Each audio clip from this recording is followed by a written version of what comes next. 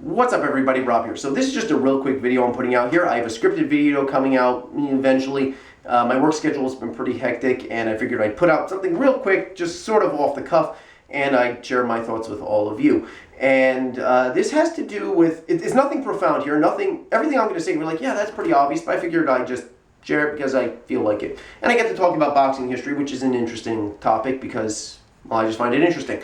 So, any case, a couple of days ago, there was a question that was asked on a video of mine about John L Sullivan, the world's first heavyweight champion. John L Sullivan, yes, I do have a John Sullivan t-shirt.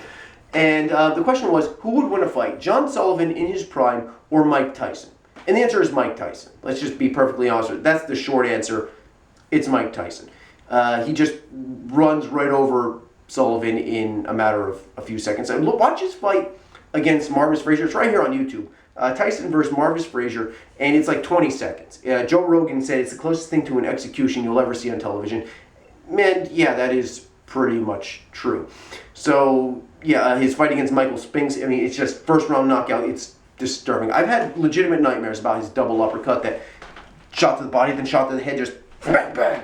And he just twists his whole body into it. It's disturbing. But, is this something specific about Mike Tyson and Sullivan? Or is there something else here? And I'm just thinking, because my job is, again, not very intellectually stimulating, so would a modern fighter, how well would they do against fighters from previous eras? And the answer, I think, it pretty much is that modern fighters almost always win. And why is this? And I'm sure there's going to be some exceptions somewhere along the line, but basically, as time goes on, fighters are getting better and better and more skillful. Like, why would Evander Holyfield run right over Jack Johnson? Be honest, it would happen. And so when you can go like, a fighter from the modern era versus, an earlier era, why would they win? And we can go individual pairings, but basically the result will be more or less the same each time. And I figured I'd explore that with all of you. So the question becomes, okay, well, are people nowadays tougher than they were back then? And the answer is no. It's not a matter of toughness, I don't think. People in the past were way, way tougher. You have Jack Dempsey, who was known for being hyper-aggressive. He would just run up to his opponents and just start smashing them. The reason why the neutral corner rule exists is because there's video of him like standing right over his opponent, and the ref is trying to like count the guy out, and he's pushing back Dempsey at the same time. And as soon as the guy would pop up, Dempsey would just bang and just knock him back down again. And he was asked, like, why are you so aggressive? He said, well, it's because if you haven't eaten for 2 days, you would understand. So, yeah, if he didn't win, he didn't eat. Okay, so that's, yeah, we have air conditioning nowadays and central heating.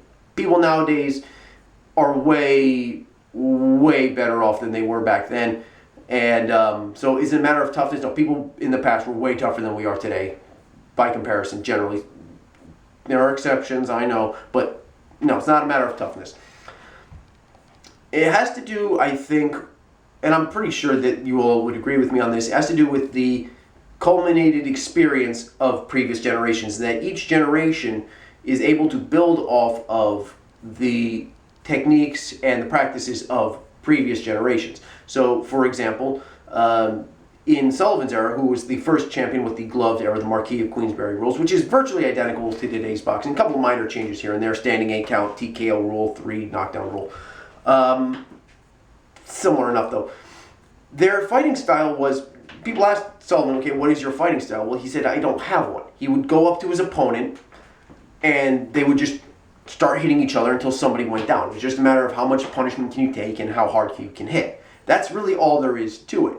There's no style. Like, it's a style of no style. Not in a Bruce Lee style of having no style. It's like he really just would go up to his opponent and just start punching him. And Jim Corbett, who beat Sullivan and took his championship from him, did this really weird thing of not doing that. He would actually let his opponent, he would let Sullivan come up towards him, and he would jab and step out of the way. And Sullivan would try to punch him, and he would just step out of the way. And then he would, move off on an angle, bang, bang, fire off a quick combination, and then move out of the way. And Sullivan, his only response would be just chase him around the ring and start, trying to hit him. And Corbett would just keep moving out of the way, keep jabbing and wearing him down. And eventually Sullivan left an opening, right hook, hit him in the jaw, knockout. And Corbett Actually, he's known as the godfather, not the godfather, the grandfather of modern day boxing training. He popularized the use of the heavy bag. Heavy bag did exist, but really it was just there to condition your knuckles and get used to punching something. If you haven't ever punched something, it's kind of a weird sensation. Just to get used to this thing, you would just hit it. Well, he would work on specific combinations and specific punches, jabs, crosses, hooks, uppercuts, and he would work on these, and he would do this every day in a dedicated fashion, so that this was all part of muscle memory. So when he was in the middle of the fight, jab, cross, hook, he was able. That was very poor. It's early in the morning, whatever. But, he would jab, cross, hook. He would throw off these combinations from memory without any sort of. He didn't have to stop and think about it. So that was a major leap forward. Okay, dedicated boxing training, and then everybody else started doing that. Okay, and that became the standard. And then you go forward a few generations. You have people like Jack Dempsey. You have things like defensive head movement. Okay, you're moving your head to the side, you cover up, and then as the Dempsey roll is a real thing. It's not just something made up for Hajime no Ippo, which I have not seen because I'm too cheap, but I'm aware of. I've seen clips.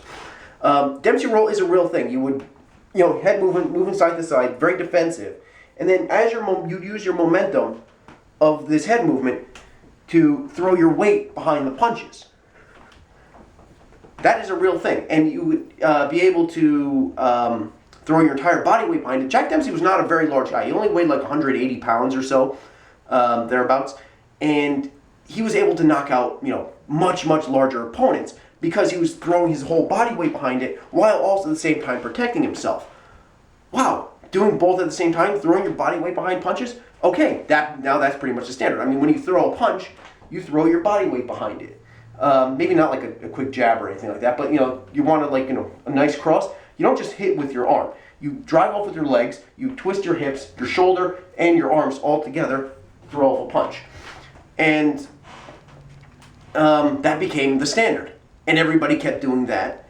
And then you just keep building and building and building. And every succeeding generation, they take what was useful from previous generations and they discard the rest. I think that's a Bruce Lee quote. I'm how Bruce Lee created Jeet Kune Do. I think it was take what is useful and discard the rest. I'm sure I'm butchering that quote because it's early in the morning and I haven't looked it up in a while. But basically take what works, get rid of what doesn't work. Okay, head movement, good idea. Throwing your body weight behind punches, good idea. Let's do all these things.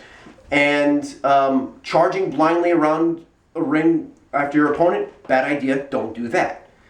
Okay, dedicated training for your for an opponent, good idea. Let's keep doing that. Studying your opponent. Not once film became readily available and you can rewatch fight tapes of your opponents. Like, do they have any tells? Do they have any sort of specific movement set? Any sort of specific patterns that they have? Okay, study them and learn from their example. Learn what they do. Like, get inside their heads and come up with a counter for it. Okay, let's do that. Studying fight tapes is a standard thing.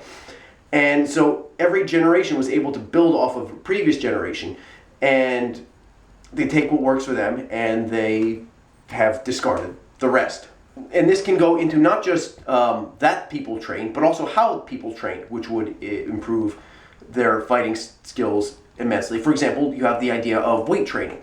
Now, at the time, really, some people even today still believe this, but really up until about like the 50s, 60s, even into the 70s, people thought no, you don't lift weights. I mean, if you're a fighter, you don't lift weights. Slow you down, because you have these big muscle bound guys. They don't hit very fast. They don't move very quickly.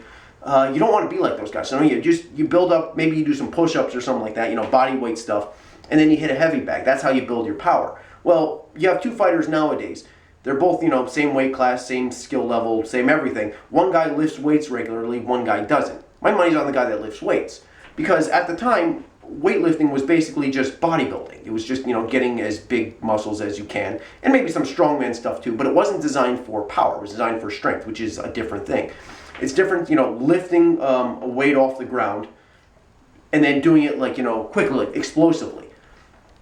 Doing it in an explosive way, you're doing a bench press, and you lower the weight, and then you explode forward, that's going to build power a lot more than a slow, steady rhythm, and which builds your muscles. So just weight training in and of itself has changed. the idea that you should weight train has improved fighting style, people's fighting ability greatly. Oh, weird side anecdote here. Arnold Schwarzenegger, when he was Conan the Barbarian, when he filmed that, he actually his pec muscles were so large. They had to delay filming briefly, and he had to let he had to stop training his chest, or not training it as hard, because his pecs were so overdeveloped at that point. It was one of his better attributes as a bodybuilder, but he had to let them shrink a bit because he was actually so muscle bound that he couldn't hold the sword properly. So the famous Atlantean sword, he couldn't wield it properly because his chest muscles were getting in the way. So yes, being muscle bound is a thing, but if you weight train properly and you incorporate this within a larger context of training, for example, it's used to supplement your boxing training as opposed to being a weightlifter who also punches people as well. Yeah, weight training definitely gives you a massive advantage over someone who doesn't. But yes, you can become muscle bound, but you have to do it. You have to weight train properly, and it took many years for people to figure this out. But yes, nowadays lifting weights is a standard thing for all fighters. And yes, the point. So that's just really the point I'm trying to make here is that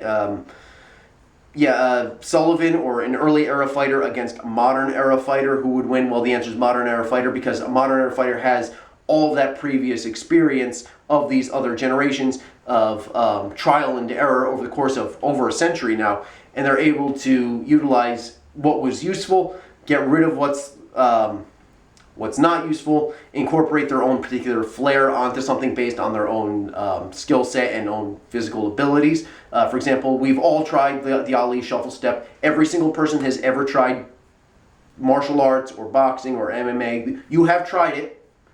You have all failed.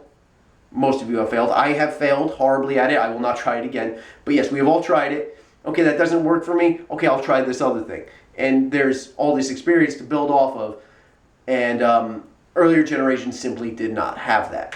We can actually see this in a single generation. UFC started in 1993. Mixed martial arts started in 1993. Yes, there was Vale Tudo before that and Pancrase. Yes, they did exist before that. But mainstream MMA started in 1993, more or less. You put Royce Gracie in his prime like that against Conor McGregor. Conor McGregor wins. Because he was you can see it, each succeeding generation I wouldn't say generation. Every couple of years, there's a new. We'll just say generation. There's a new generation of fighters coming along who were able to build on their skill set. We see it in real time. We've seen it in the past couple of years watching MMA. Now take that over the course of over a century with boxing, and you got basically the same thing. So yeah, modern fighter against an older era fighter. Modern fighter almost always wins because of that reason. And now this is nothing against these older fighters. I am a big fan of Sullivan. I mean, you can get a shirt of John L. Sullivan if you don't like the guy. I like Dempsey. I like Joe Louis. I love all those guys. But let's be perfectly honest here. Joe Louis against Evander Holyfield wins. I mean, it's not even a question. So, there's really nothing profound here that I'm saying. It's just something that was in my head. I figured I'd share it with you guys because, why not? And that's pretty much it. I have nothing else to add here. But thank you for watching this video this whole time. If you watch my videos in their entirety, your IQ points increase by at least 15 to 20 points. Okay? It's right there. It's science. You can't argue with science. So that's pretty much it. I am working on a scripted video. It will be coming out eventually whenever my work schedule allows. And expect more videos like this, I'm assuming, in the semi-whenever future. That's pretty much it. So please hit the like and subscribe button. More videos will be coming out whenever I can get around to it. And have a good day, or don't have a good day. Your adults have any kind of day you want. See you later.